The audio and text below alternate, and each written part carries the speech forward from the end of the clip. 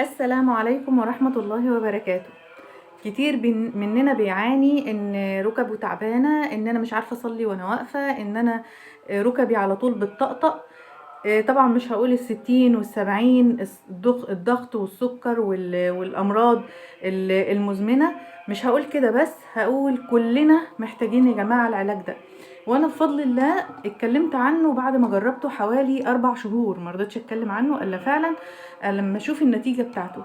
سواء القهوة كمان ما عادتش بتفوقك، ما عادتيش حاسة بنشاط حتى مع الفيتامينات اللي انت بتاخديها او ايا كان اللي انت بتعمليه.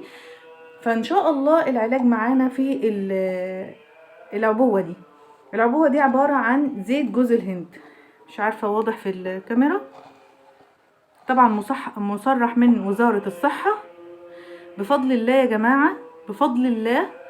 الاول بتبدأي الجرعة بمعلقة واحدة على الريق، وبتشربي بعدها حاجة دافية. بفضل الله هتلاقي نتيجة مذهلة بفضل الله. بعد كده يعني مثلا اسبوع او 2، وطبعا اللي مسؤولين عن بيع المنتجات دي هم اللي بيقولوا لك الجرعة بالظبط، وعندهم منتجات كتير طبيعية مفيش فيها ان شاء الله اي اثار جانبية، واللي صح بتقولهولك. يعني لو لا قدر الله في سكر، في ضغط، في اي امراض مزمنة، هي بتقولك خدي كذا، ده هيفيدك او ده هيضرك، ما تاخديهوش. تمام. فانا بناء عليه الحمد لله زي ما احنا شايفين انا خلصت دي بفضل الله. اللي دعاني فعلا واللي دفعني ان انا اتكلم عن المنتج ده بفضل الله تجربتي الشخصية، وتجربة اقرب الناس ليا عشان ضغط وسكر وكبد، وربنا يعافيكوا يا رب.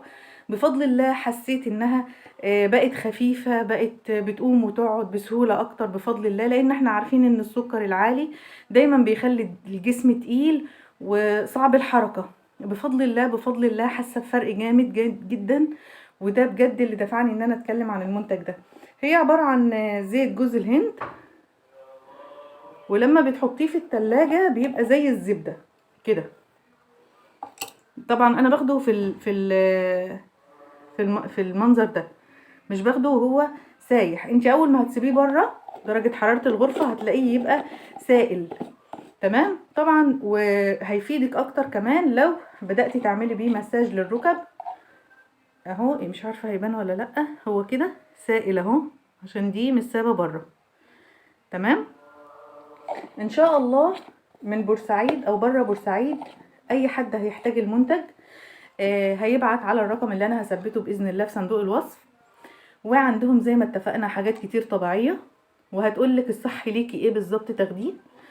وان شاء الله اما اجرب حاجات طبيعيه تانية، وانا جربت بالفعل حاجات تانية بس برضو سايباها تحت التجربه لفتره معقوله، بحيث ان انا اقول تجربتي بمنتهى المصداقيه.